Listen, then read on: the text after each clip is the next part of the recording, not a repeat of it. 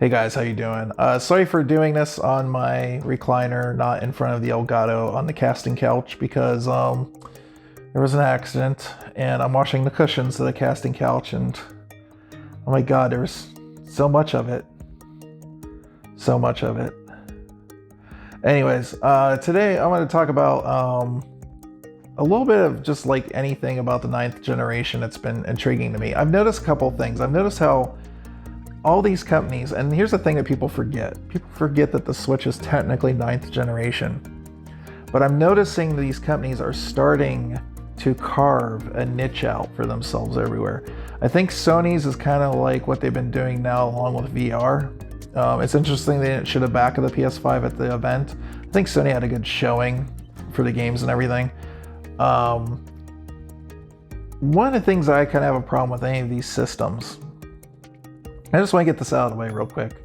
And the reason why I didn't get a PS4 is just preference. I'm not that attached to Sony's storytelling and their games and stuff like that. I do like a lot of them. I'm excited to see a new Ratchet and Clank a lot. I thought that Ratchet and Clank was a great showing, and especially for like the fast SSD stuff that they're trying to do. I still think that fast SSD stuff though is only going to be first party is going to be able to take advantage of that, because third party, if you're making games across all the other devices, you have to go to lowest common denominator. That's just the way it works. So they won't be able to really take advantage of that, besides the game just maybe loading a little bit quicker on their system.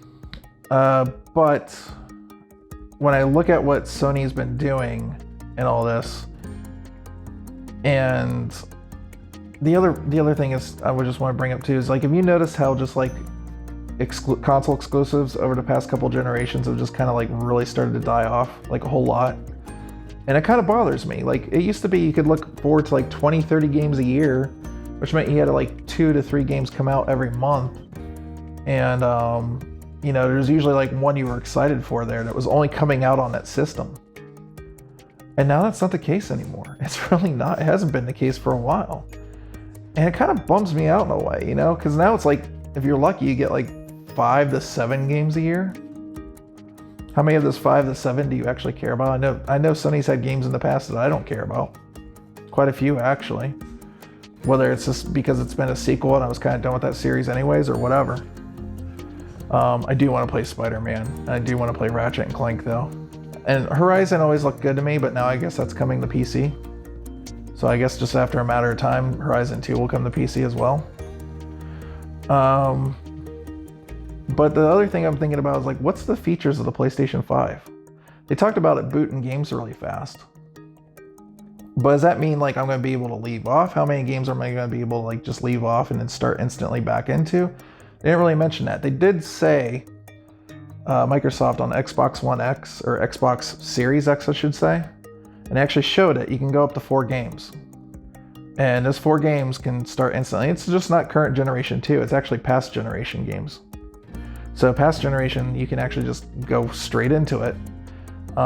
So that's pretty cool. And then the other question I have is, it seems like from what I'm hearing, they don't really have a huge emphasis on backwards compatibility, PlayStation. Now, I don't have any PlayStation 4 games, but it bothers me that if I'm going to spend this much money on this kind of powerhouse, especially like what seems to be the biggest console of all time, that there's not I'm not getting something extra. Even the PS2 had like smoothing effects, a little bit faster speed loading and all that when you would play PS1 games. But this thing is just, it seems like it's going to either act like a PS4 or PS4 Pro, whatever the game runs on. And almost to a T, just exactly act like that. So it sounds like if the PS4 Pro or PS4 had like frame drops, you're going to have the same frame drops on this system. Where with Microsoft, even if they don't enhance a backwards compatible title like on the 360, they still do a little bit. So instead of like bilinear filtering or trilinear or whatever they were doing, they automatically go to full 16 times anisotropic filtering. So the textures look a little bit cleaner. And then if games had frame dips and stuff, because it's going through the DirectX layer talking to the GPU instead of the other way around, instead of like actually trying to go down to the metal, it allows them to get a little bit extra performance out this time around. It's kind of weird, because usually you talk to the metal to get extra performance, as opposed to putting a abstraction layer, translation layer, whatever in there, right? but now it's like working in the opposite direction for Microsoft.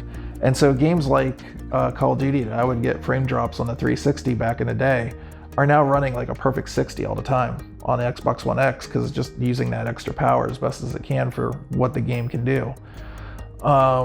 And then when they enhance games to 4K like Red Dead, and it sounds like they're gonna have sort of like a heat map system or something that's run by AI that will allow all SDR games and backwards compatibility to now work in HDR. And I've been really impressed with what they're doing. And that was one of the things that kind of bothered me about the PS5 event. Was the first thing that they show is the fact that Grand Theft Auto 5 is coming to PS5. And the reason that bothers me is I've already played that game. A lot of people have already played that game, so you make it a little bit prettier. I'm not going to play that game again. Give me something new. If I want to play it, I'm going to pop it into the system and run it backwards compatibility. If you want to make it look a little bit newer, a little bit nicer, do what Microsoft did with Red Dead. Make it run 4K, bring up the anisotropic filtering, or like Assassin's Creed, make the shadows look a little bit better, or something to that effect. So that kind of bothered me. Now, I'm not trying to trash the PS5. I'm just saying these are the things I look forward to. So right now, and the fact that I've been getting into stuff like Gears of War, and I like a little bit more arcadey racing games. So Forza's like really been appealing to me. I've been playing Forza 4 on Game Pass. Game Pass has been this big, huge thing that I've been really enjoying. I like the idea of just like a Netflix of gaming service. I'm really excited with what they're doing with xCloud. It's just the features of the device is really what's selling on me on it, and not so much even like the exclusives. And when I look at it, and the fact that my games can cross-save back and forth between the PC and the system, or the fact that, in some cases I can buy the game just once and have the PC version on the Windows Store or something like that. These are all, or with Cyberpunk, I want to get Cyberpunk on the Xbox One X this year. Whenever I get a Series X, I just get that. I get the updated version for that system. So these are all features that I'm really looking forward to that Sony hasn't talked about yet that get me excited, because I just don't think they have enough first-party exclusives for me to be excited for. The only system that does has been Nintendo. And Nintendo's been a little bit better with their first-party releases, and even some of their second-party, because they're like one of the few console developers that still work with third-party publishers to make exclusives for the system, so they're the only ones that do second-party stuff. And when I look at all this crap, I'm just like, you gotta sell me on the features too, dude. You gotta give me a little bit more. And so like, I think right now, when it comes to the 9th generation, I think I'm an Xboxer. The controller looks nice. I heard it's gonna be like 80 bucks. Not shocking. I mean, the Switch Joy-Cons are 80 bucks. I guess that's where controllers are going now. I have no room to talk. I spent a lot of money on a controller. If you guys will know what I'm talking about when I finally get it back. It actually broke and I had to send it off the RMA, and I'm talking about this Elite Series 2 controller. Holy shit, that thing. But yeah, this has just been kind of a talking head off the cuff thing. And lastly, I'll just talk about Nintendo real quick. Nintendo's interesting because they've been kind of carving their own little niche in the gaming industry, and rightfully so, because if they were taking on these other two companies at the size that they are and everything, I don't think that they would still be around. I don't think they'd still be relevant.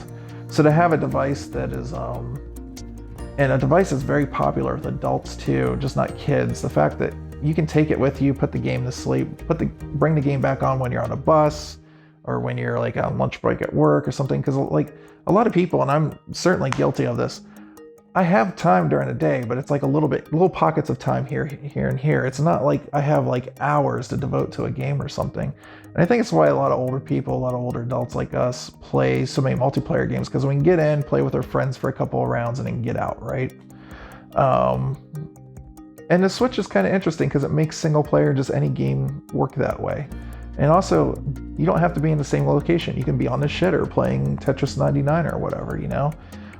It's such a fantastic device. And I think staggering it is a good idea because it gives them enough time for the mobile technology to kind of catch up to the current gen consoles, so they can like port stuff a little bit easier. And on top of that, having that staggering launch like a couple years into the current console cycle allows Nintendo to kind of control the narrative that year of their technology, their features, all that stuff. I'm not saying that the Switch is a perfect device, but it's certainly been my favorite console of all time because it's a console that can adapt to me. And it's not the prettiest. I just today was playing Wolfenstein 2, the new Colossus on it, and yeah, it doesn't look pretty, but damn, it runs smooth. And I was able to like get up, move around, do laundry, go do some cooking while I had it like sitting on the counter back there. And as I'm waiting for stuff to simmer and stuff, I can just kind of pick it up and play it a little bit more and stuff. And it's a great device. It makes my gaming more efficient than having a console sitting under my TV. But I don't know, this is some random rambling thoughts from old man Cell here on the cleaning his casting couch cushions. I don't know. If you guys enjoyed this, let me know. Let me know what you think in the comments down below. You can also come shout out me when I'm live and I figure out what's going on with my internet or computer. I don't know yet, but I stream on Twitch, typically on the weekends. It's at twitch.tv/cellprocessing. And if you also like to follow me on Twitter, sometimes I tweet it out when I go live. But yeah, I think I plugged myself out, okay? Oh God, I need to stop saying plug with what happened. It's the whole reason never mind. Anyways, you guys have a good one.